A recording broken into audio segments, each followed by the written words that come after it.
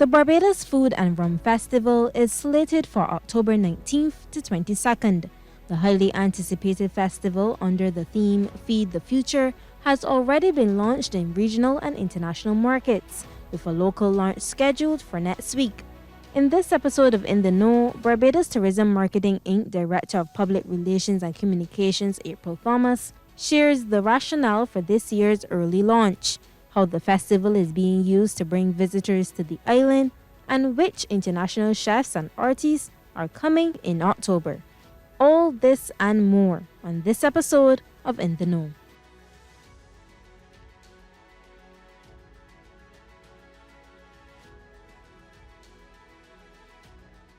Aprille, thank you for joining me. Thank you so much for having me. Before we get into talking about the highly anticipated Food and Rum Festival this year, tell me about last year's festival. Last year's Food and Rum Festival was particularly special for us, namely because it was the first one since COVID. It's something that people kept asking us, are you bringing it back? It's something we missed, we felt like we grew up with, and we wanted to make sure that it was a festival again. So, albeit we had to wait and make sure that, COVID-wise, there wasn't going to be another wave or more protocols coming. So we were a little late out of the gates, not as early as we would have loved to have launched last year. But by July, we were off and running with the new look and feel of the Food and Rum Festival. And that was really important to us because we felt like COVID gave us the perfect opportunity to stop and take stock of the festival, what worked and what didn't work over the past, at that time, 10 years, because we would have just celebrated 10 years before COVID. And so we thought about, what do we want the festival to look like for the next 10 years? And we kind of did an assessment of the market of, global festivals and what's really trending, but then also looking at, Barbados and what Barbadians are connecting with as it relates to food and rum and culture. And out of that, we decided that we wanted to revamp the festival. We wanted to remove some aspects. We wanted to add some new aspects. We wanted to start to bring in a younger crowd. And so we recreated a festival last year. I wouldn't call it like a rebrand necessarily, but it definitely was a refresh. And that's a lot of the feedback that we got from people. So adding events such as liquid gold, a liquid gold feast to end the festival. It had been a while since we had a really opulent event. I know people referenced back in the day with ambrosia and those types of titles. And, we wanted to do that, but in a very current sense, in a very modern sense. And something, really, really high-end that people could come to and feel like it was so lavish and there was just so much food and so much rum and the best music, and it's something a little more classy, and you could get dressed up because we felt like there's not really an event on the cards that people could just get dressed up and come out. And that's how Liquid Gold Feast was born. And also that weekend, so the Liquid Gold Feast is now on the Sundays, that's to end the festival. And the day before that, we wanted to bring something for the younger people that want to have fun. And we know that breakfast parties have taken over Barbados. They're a staple on the crop over calendar. And then throughout the year in general, people love to go to breakfast parties for some reason. And, I remember I was sitting and I was thinking, what would we call it though? And then it just came to me, I was like, you rise and you rum. Like that is it. It is that simple. You rise, you rum. And so again, Rise and Rum was born. We put a theme to it, so the dress code is yellow. So if you look back at the photos, the videos, you see everybody out in their yellow. They look so beautiful. The sun is rising and people are on the beach. They're eating, they're drinking, there's music, they're having a time. And I think those two signature events alone really made the festival feel younger and fun and new again, because after 10 years things are going to start to get repetitive and people start to lose interest. So we really felt like it was important for us to come up with new concepts that people could connect with. And I think just based on the demographics of who attended the festival last year, we saw that for sure. It trended a little down in terms of the age. So we had younger people that were inculcating now into the Food and Rum Festival foodie family, if you can call it that. And I think the final thing that we really wanted to do last year was going even younger, find a way to make sure that the festival has longevity. So obviously at the BTMI, our main purpose is tourism. It's not food festivals. And for us, even when we go externally and we talk about what makes Barbados so different, people are always like, it's Bajans, it's the people. Like, they come to Barbados because there's a warmth, they're highly educated, they're smart, they're funny, they're witty, all these things people tell us. And when you look at, who is the face of tourism here, you go to a hotel, you go to a restaurant, you go anywhere, and it's those people working behind the bar or behind the front desk. And we wanted to say, okay, how do we contribute to that?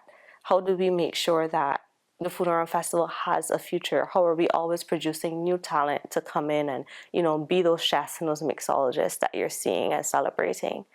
And out of that, the overarching theme for the Food and Rum Festival, Feed the Future, was born because we knew that we wanted to have a component of the festival that brought younger people into it. So we invited anyone between the ages of 16 to 21 to enter and be a part of this junior chef cook-off competition. And we knew we wanted it to be spectacular. We didn't have any personal experience doing these things, but we knew someone who did, and that's Chef Peter Eady. I mean, for me, I grew up watching dueling chefs, and, immediately he came to mind, and we reached out to him, and he acted like it was Christmas Day. He was like, I am so happy, Aprille, to hear somebody talking about doing this. Like, this is so important to the festival. He's out there training students every day to go into the culinary arts. And so it was like a no-brainer for him to come on board with us and partner with us to put on the junior chef cook-off competition. And so the students he selected them, he trained them every Saturday. They went through a series of challenges. And then in the end, we had 2 winners in the final cook-off. And that did so well and cemented the festival as, having a real purpose and a real place in the Barbadian community, that we knew we had to bring it back again this year. And for this year, we already have 12 excited students who have entered and have started training with Peter Eady for this year's edition of the Junior Chef Cook-Off competition. And we are inviting all of Barbados to come down to Kensington Oval on the 21st of October to see the final showdown and find out who is going to win that top prize of $3,000 cash, plus a scholarship to train under Chef Peter Eady and an internship at the Crane Resorts. And I'm glad you mentioned launching early, because we're in the month of August on the heels of crop over, and many have asked, why is it being launched this early? So I addressed just now a lot of the successes that we had last year, but of course there are also some challenges, some things that we learned from and we really wanted to correct. And of course, first and foremost, the Barbados Tourism Marketing Inc is responsible for bringing visitors to the island. So we go out there on the road in the US, the UK, Canada, Latin America, Europe, and the Caribbean, of course, to promote our signature events. So Crop Over, Rum Barbados, Food and Rum, etc., etc.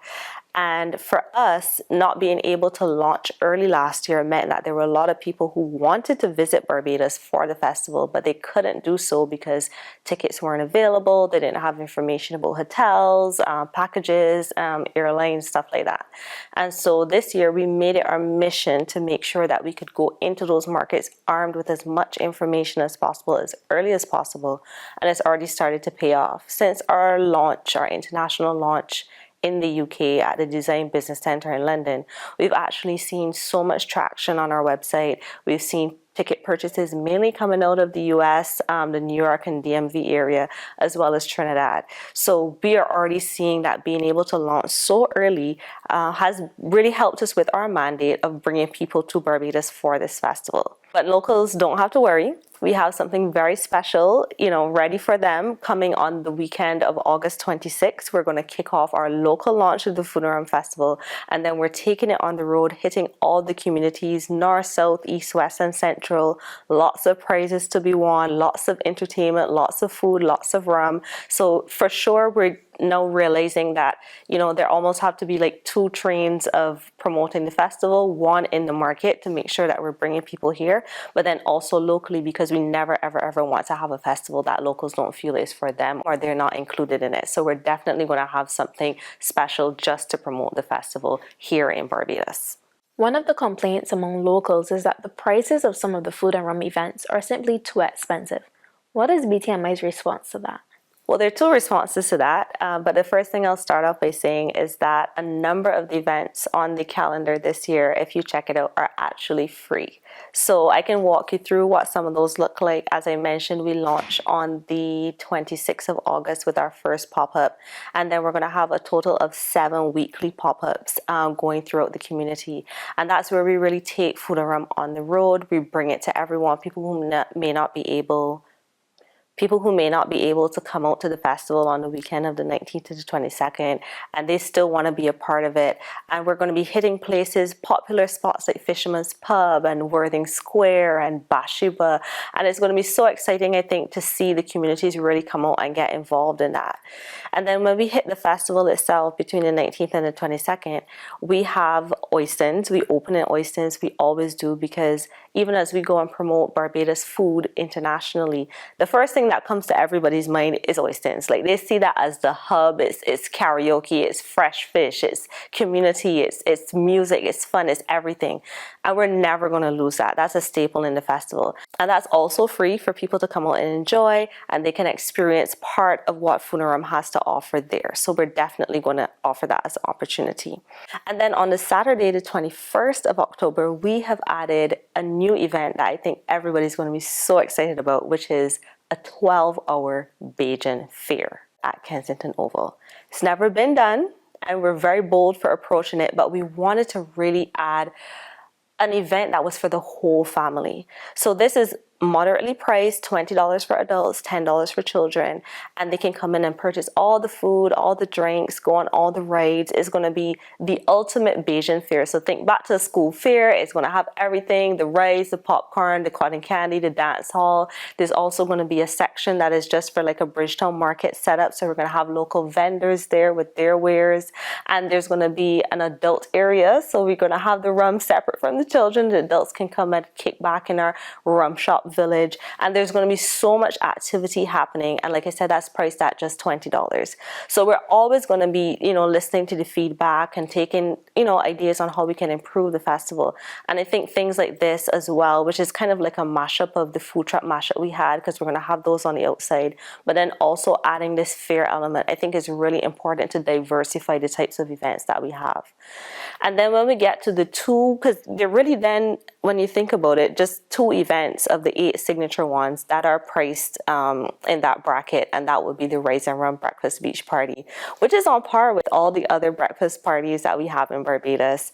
And that is going to offer you now the opportunity to taste, to sample, to enjoy these local chefs and mixologists. And that's who we're really coming out to celebrate, to give them the love. And they work so hard on these menu items to make sure that you get the best offering. It's all inclusive. Last year, people were shocked at, how much they got from it. Like, you come, there's the food, there's the rum, there's massages, there's henna. There's so much happening at Rice and Rum. And from the reports that we got, because we did our post event surveys, people felt like it was value for money. And I think that really speaks to the level of talent that we have in Barbados, and wanted to make sure that we can reward them financially as well for their craft. And so all of these things are factored into the price. And the same thing goes for Liquid Gold.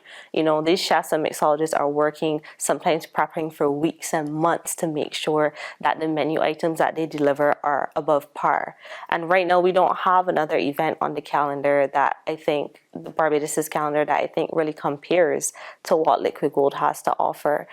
If you look at the lineup of musicians that were there, all this money is going towards these people, these Barbadians, who are giving so much of their craft, and it's really a showcase of what that is. So when we're thinking about the price, that is what we're doing. We're making sure that we're adequately compensating all of those hardworking Barbadians who are coming and showcasing the best of what they have to offer. More on the Food and Rum Festival when we return. Stay with us.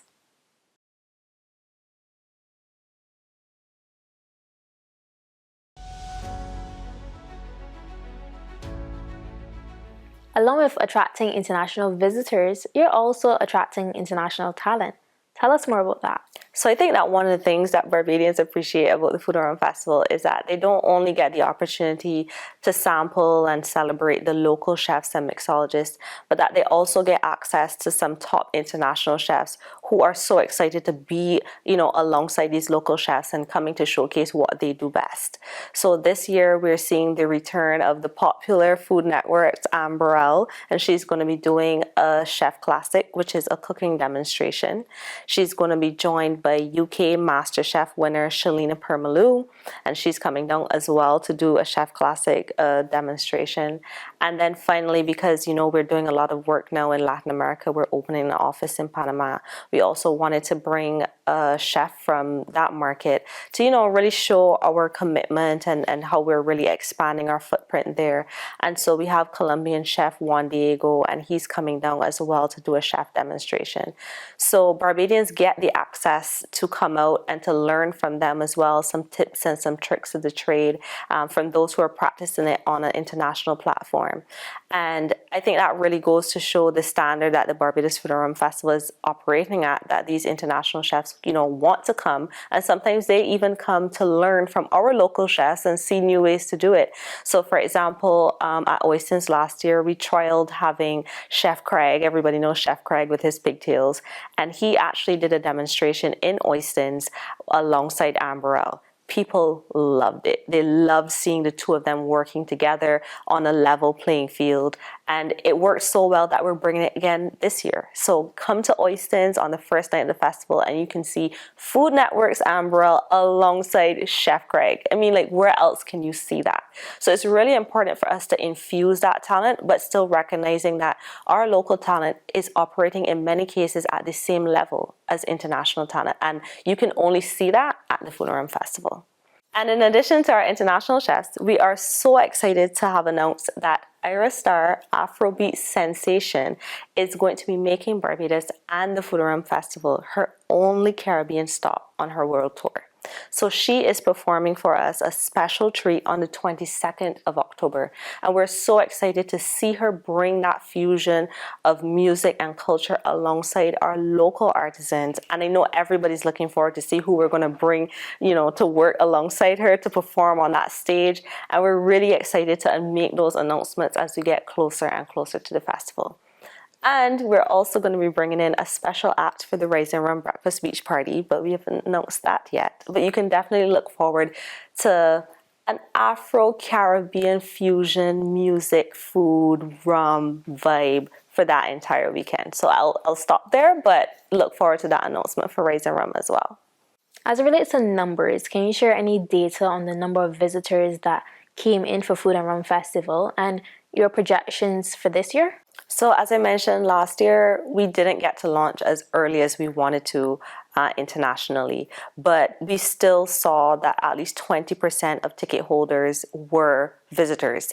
And that speaks volumes to the appeal that it has. We strategically looked, especially within the US, at targeting groups. So people that are traveling together and that want to come out and experience Barbados in a new and unique way. This year, our target is to have at least 40% of those ticket holders be visitors. And we're already making significant progress since we launched internationally, again, attacking that group business. We have a huge group coming out of South Carolina. And so just going after it strategically and making sure that, we don't also have a case where, we don't have enough hotel rooms to put people in. But we also have things happening like the Cayman Air announcement that we made. And that flight is going to start on the 18th of October. So the team is going to be aggressively within the Cayman market to make sure that the Barbadian diaspora they're coming home for the festival, but then also inviting their friends in the Cayman Islands to come along with them and experience Barbadian culture for themselves. So I think more so strategically, we're going after the markets that we know already perform well. We're looking at the markets where we have international chefs coming and they have a large following that will come along with them. And then, of course, the Caribbean is the ultimate place for us. And we expect lots of movement from them, especially with the announcement of the international artists that we're bringing, both for Liquid Gold and Rise and Rum. And Aprille, I know you mentioned that BTMI's primary role is to get visitors here and not necessarily to have food festivals, but the Food and Rum Festival has been recognized internationally. So we got the amazing news about 2 months ago that we were nominated as the best Caribbean food festival in the World Culinary Awards. We're going up against our brothers and sisters in Jamaica and St. Bart's. And while we're currently waiting on the results, we're all waiting with bated breath, fingers crossed, that we're going to be the winner of that special award. Lots of exciting things on the cards for Food and Rum 2023. What do you want to say to Barbadians? I want to invite every single Barbadian to mark it in their calendars, October 19th to 22nd. This is your time to come out and celebrate who we are, what we love the most, which is food and rum. And you can expect that and so much more at this year's Barbados Food and Rum Festival. Aprille, thank you for making the time. Thank you, Krystal. And thank you for joining us.